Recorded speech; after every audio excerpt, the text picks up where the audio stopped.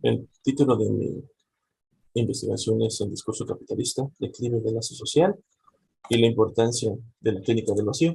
La intención de mi proyecto es hablar un poco sobre la dificultad que trae el discurso capitalista en los sujetos a la hora de hacer lazo, dificultad que el mismo capitalismo aprovecha como un modelo económico que lo acapara todo y convence al sujeto de encontrar satisfacción plena a través de las mercancías que ofrece y dejando así un paso libre a la pulsión de muerte.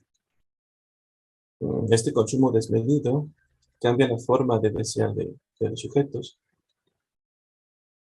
La forma de desear de estos sujetos, que pues siempre hay una mercancía que promete colmar y un mundo hipermoderno que trae consigo una aceleración del tiempo, como en ningún otro momento, y un discurso que al parecer se encarga de separar sujetos y no de enlazarlos. Con esto, pues yo planteo la pregunta de qué sucede con la castración y la implementación de la ley y cómo se articula el deseo en el discurso capitalista. Para ello, delimité algunos conceptos, empezando por el concepto de hipermodernidad. El concepto lo tomé de Lipovetsky, que en su libro Los tiempos hipermodernos denomina la hipermodernidad como una sociedad en la que el tiempo se acelera, existe un reino de la urgencia y una cultura del exceso. Todas las cosas deben ser intensas y urgentes, incluyendo los comportamientos individuales como el frenesí consumista, las prácticas de dopaje, la obesidad, las adicciones, etc. Se cae así en un narcisismo hedonista que convierte el placer en angustia, trayendo individuos sin ataduras sociales que pasan el tiempo luchando por mantener un lugar en un escenario social que está en permanente cambio. En cuanto al discurso, para hablar del discurso capitalista, primero pongo aquí lo que es el discurso para Lacan, que en su seminario 17 propone el discurso como una forma de hacer lazo, ya que ya que los seres humanos nos relacionamos a través de la palabra, y formula cuatro formas distintas, que es el discurso del amo, el discurso histérico, el universitario y el discurso del analista, que cada uno con formas particulares de hacer lazo. Posteriormente, plantea un quinto discurso, me parece que es en 1972, al que denominó discurso capitalista, como una nueva forma del discurso del amo. Este discurso del nuevo amo tiene una característica especial, que es la de no hacer lazo, pues es un dispositivo de incitación al goce por la vía del consumo y carece de cualquier límite en su accionar, provocando una universalización que favorece el borramiento de la diferencia. Hay una obturación del otro en la que un sinfín de objetos intentan tapar un hueco con una satisfacción directa e inmediata. Esto somete a un goce sin límites. El sujeto, el sujeto toma el lugar del significante amo, al cual estaba, estaba identificado, y en el discurso capitalista el sujeto aparece como no sujetado, queda, digamos, suelto. En cuanto al goce, sabemos que el goce es un placer doloroso, que de acuerdo con Lacan se encuentra limitado por el principio del placer. Es a partir de la castración que el sujeto renuncia a su goce, colocando un límite entre lo permisible y lo prohibido, y dando lugar así al deseo de transgresión de la ley. En el más allá del principio del placer, Freud nos dice que es el principio del placer el que hace disminuir las tensiones del aparato al descargar las pulsiones, pero ya que hay ocasiones en las que estas no pueden ser descargadas de forma inmediata, se someten bajo el principio de realidad, tolerando la frustración y son llevadas a dar un rodeo antes de ser descargadas. Si esta pulsión se descarga sin ese rodeo, es sentida por el yo como un displacer y no como un placer. Por lo tanto, el goce es más allá de ese límite permitido, es una satisfacción que se traduce en sufrimiento al rebasar dicho límite. Esta limitación es resultado de la castración, por lo que el sujeto se encuentra siempre en falta. Para Lacan, la castración es una separación del vínculo imaginario entre madre e hijo. En este vínculo, la madre coloca al hijo en el lugar del falo imaginario, que la completa, y el hijo se identifica en ese lugar para satisfacer el deseo de la madre de tener el falo. La castración ocurre cuando, permitido por la madre, viene la intervención de un tercero, como ley de prohibición del incesto, que es la metáfora paterna del nombre del padre. En este movimiento hay una interdicción doble. Por un lado, prohibir a la madre tener el falo y reintegrarse a su propio producto, y por el otro, prohibir a la madre, perdón, y por el otro, impedir que el niño se identifique con ese falo imaginario. Es un acto de corte que cae sobre el falo imaginario, que implica la operación simbólica de la palabra paterna, que no necesariamente es dictada por una persona física, sino que es inconsciente. Como resultado, la castración posibilita la instauración de la ley. Esta viene a romper la ilusión de omnipotencia imaginaria que provee ese falo imaginario. Y es importante resaltar que es la función paterna la que permite que se instaure esa ley simbólica, que por un lado prohíbe, pero por el otro lado permite salir al mundo. Provee de recursos al infante para significar el falo y enfrentarse a la falta estructural. Al ser, al ser el falo el significante que responde a la pregunta por la deseo de la madre, permite que el hijo se dirija hacia la posición de sujeto deseante.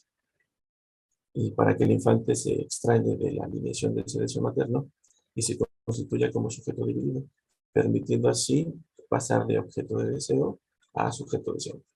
Una vez como delimitados sus conceptos, me propongo hablar sobre el malestar contemporáneo, y en ello pongo que pues el mercado promete un objeto que pues justo promete saciar las necesidades de cada uno de los sujetos, cada que adquieren los objetos, promoviendo un consumo sin control que arremete al narcisismo, generalizando representaciones culturales del individuo que se somete a las exigencias del mercado.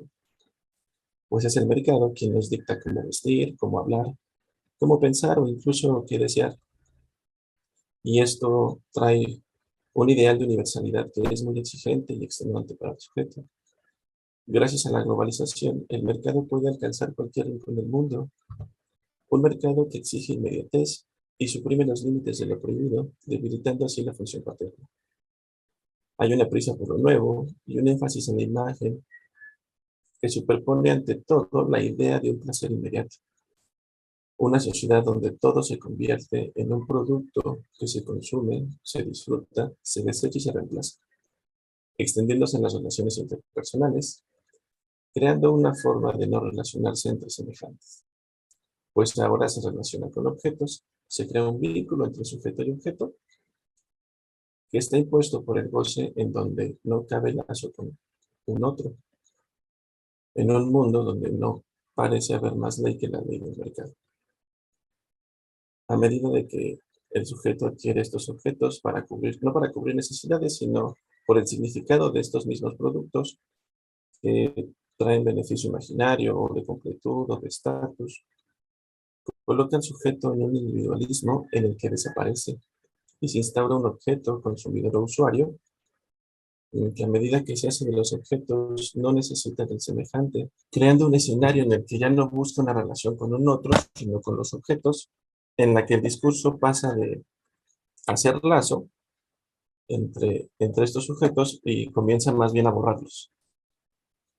Y luego nos dice aquí que en su artículo El allanamiento del deseo o la pulsión de muerte en el mundo contemporáneo, la doctora Leticia Hernández nos dice que el mercado capitalista ha inundado el deseo aplastando al sujeto, lo asfixia, se, se angustia exigiéndose hacer todo lo posible por obtener los objetos que le posibiliten llenarse, y tapar esa falta que lo habita, con la fantasía de que nada le faltará, pero todo falta.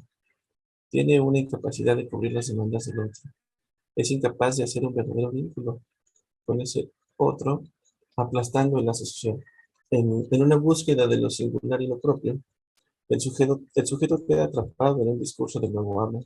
Responde obedientemente a la oferta que el mercado impulsa y es empujado al consumismo, homogenizándolo en un espacio global en función del ideal de universalidad. Se rechaza la alteridad como función de lo mismo.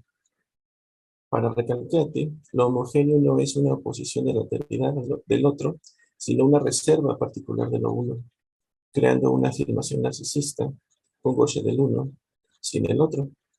Así excluye la responsabilidad y promueve la libertad como hacer lo que a uno le venga en gana. Se instaura así una ley del goce suplantando la ley de la castración y ya no hay límites que impidan que el sujeto acceda a lo prohibido. En cuanto a la pregunta de qué pasa con el deseo, si el deseo es tener lo que no se tiene y realizar una serie de rodeos para conseguir un objeto A que nos puede dejar completos, el discurso capitalista cambia todo eso, pues el sujeto ya no tiene pudor de su propio goce, la subjetividad se altera, de forma que este sujeto coloca la falta fuera de sí, aplastando el deseo para no escucharlo. Lo cubre con falsas ideas de valor que pretende encontrar en lo que el otro tiene o lo que el mercado le ofrece. Al no acceder de forma inmediata al objeto de satisfacción, se realiza una descarga que conduce al goce, siendo un goce cínico, que trae consigo un vaivén de placer y dolor. El sujeto se enfrenta de continuo a una falta con la que no puede lidiar ni nombrar y repite el proceso: consumir, desechar, consumir. Una repetición que provoca una angustia de lo insaciable. Esto, pues, rechaza la castración y se pierden los objetos identificatorios que orienten al sujeto. Recalcati dirá que hay una crisis en el proceso de filiación simbólica. La vida parece como disociada de sentido. El sentido cede ante los golpes apremiantes del goce mortífero como una nueva forma de ley. Hay una pérdida de sentido colectiva, consecuencia de una exigencia del goce en el consumo que no hace más que arrojar sujetos a un estado de vacío permanente. Son sujetos que no tienen interés por el mundo, ya no se busca una relación con el otro y solo importa el objeto, un objeto que a pesar de obtenerse en todo momento, es inalcanzable porque siempre es otro, y una exigencia incansable de conseguirlo. Así se intercambia el objeto de deseo por el objeto de consumo. La fugacidad contemporánea que exige prontitud y eficacia apunta al aniquilamiento del deseo. La satisfacción viene cuando logra consumir, como una regresión a lo oral donde se incorpora el objeto para la satisfacción. Las mercancías se convierten en la forma más inmediata de placer, obteniendo siempre el objeto de manera compulsiva y repetitiva, y esto genera un displacer, trayendo consigo un malestar que se presenta en la clínica, por lo que es necesaria una forma distinta de cómo de intervenir el psicoanálisis en la manifestación sintomática que nos llega al consultorio. Recalcati nombra a este malestar contemporáneo como vacío, que es una metamorfosis que reduce la dimensión subjetiva de la falta en ser y la del deseo en un vacío ya sin ningún lazo con el deseo. En este vacío el otro ya no está, no existe. Permite así la ilusión de poder ser llenado y sostenido.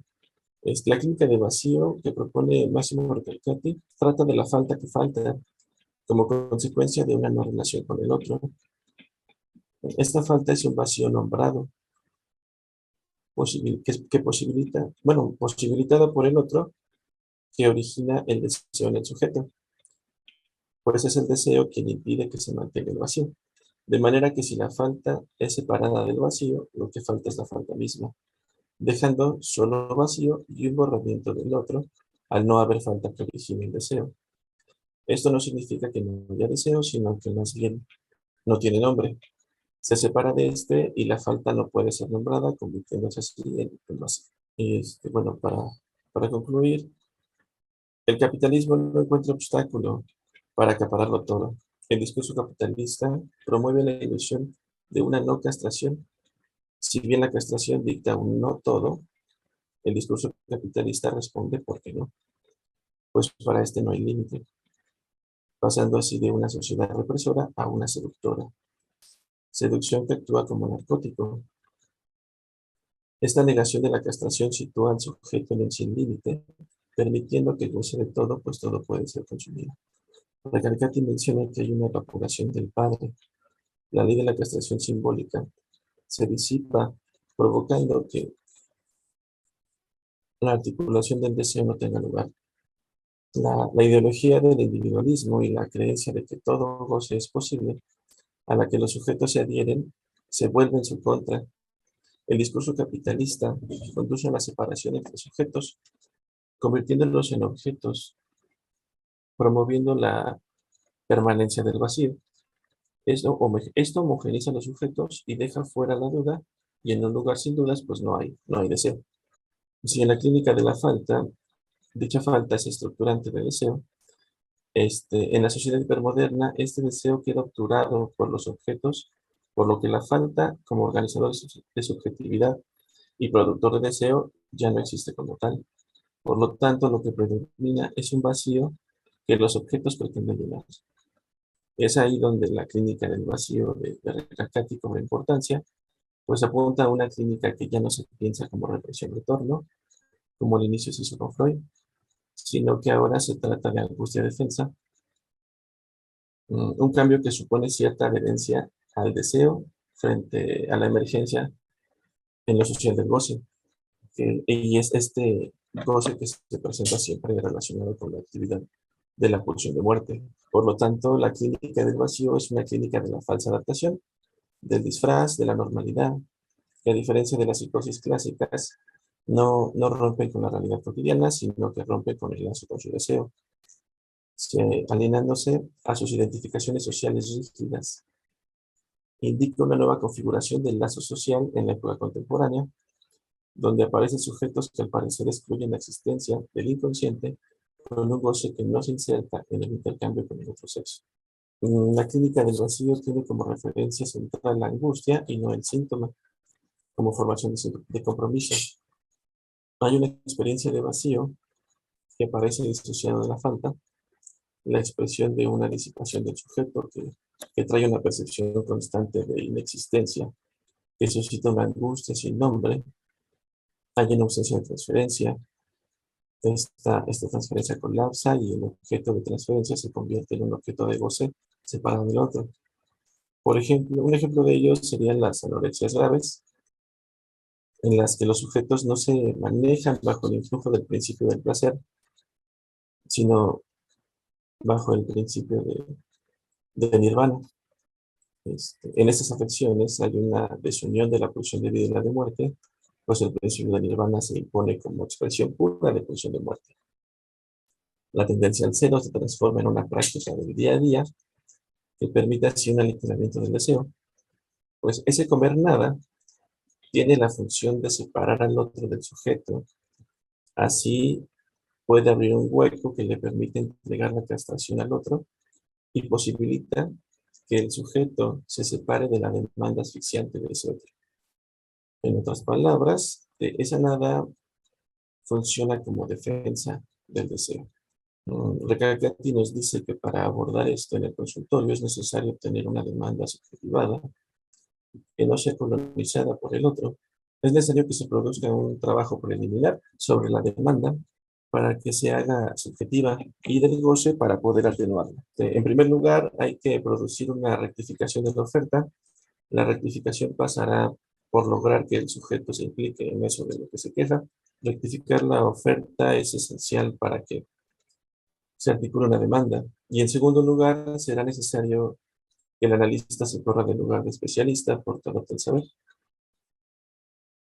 Es preciso producir, dice Recalcati, siguiendo a Lacan, una rectificación de la relación del sujeto con lo real. Lo que es significativo para iniciar un análisis no es tanto la evaluación de la realidad que lo rodea, sino la evaluación de la relación del sujeto construido con la realidad que lo circunda. Gracias. Eso es toda mi presentación.